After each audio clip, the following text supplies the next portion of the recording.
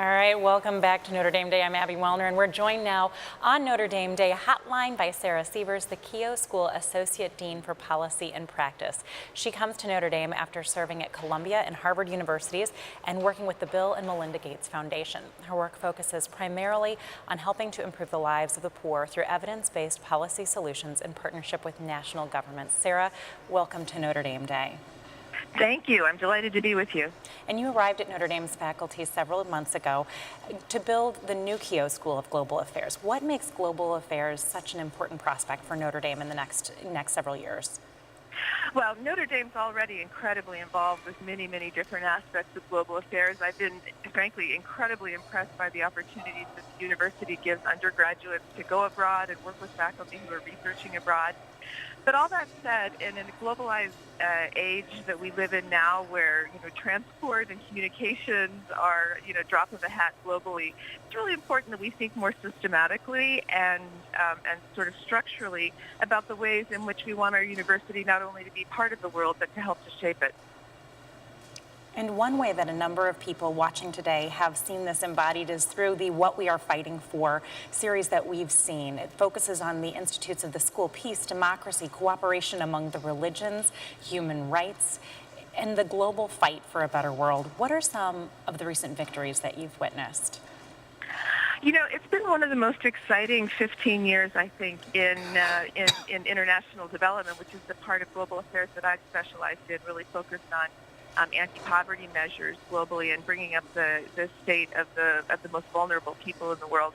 And we've had some pretty unprecedented victories. If we roll back the clock 15 years ago to the turn of this last century, the year 2000, we were facing some pretty scary prospects, we thought, in global health, where an AIDS pandemic was raging out of control in many parts of Africa. We didn't really understand how far it was going to go. The projections were looking pretty dire. We had, 15 to 20 million. We didn't even have great measurement techniques at the time.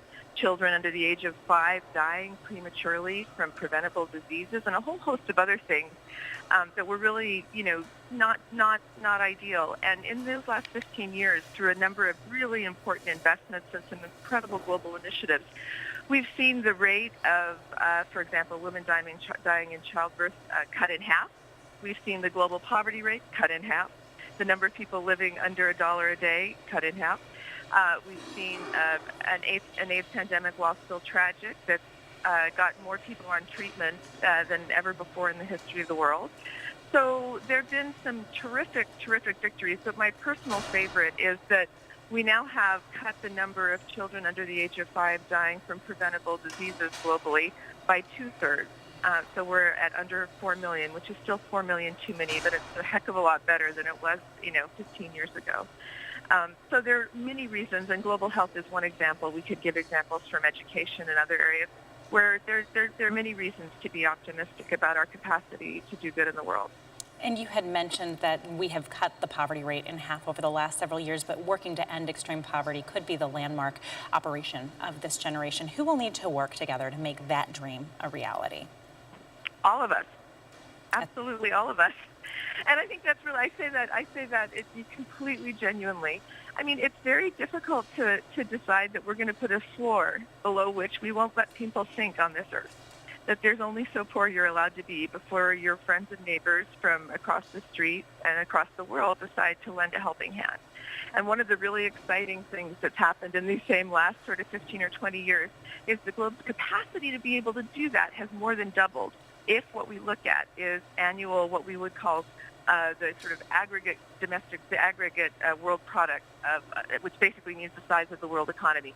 We went from around $40 trillion when I finished college 20 years ago to over $100 trillion now. And that means there's a lot more money. I mean, that's a doubling of the size of the world economy every year. Product. And that gives us so many more resources to be able to end poverty with. One of the great victories of the past or two, I guess, are India and China. They've done an excellent job at a national level, but at an international level, there's still a number of countries, particularly in South Asia and in sub-Saharan Africa, that are stuck in what we call poverty traps, which means that the best available economic science and the best available knowledge still leaves them basically needing a helping hand from their friends abroad. And that's where activists, people who are service delivering through NGOs, people who are writing to their members of Congress to say we want to step in and help with some combination of whatever you believe in, foreign aid or other kinds of assistance, and people who are from those countries themselves working to build better societies. All of those things kind of pulled together really can and have demonstrated to make a huge difference. But it really all depends on kind of the hearts and souls and minds of the people of the world and what we think is acceptable and what we're willing to fight for. All right, a wonderful note on which to end this conversation. Sara, thank you so much for joining us and for your leadership.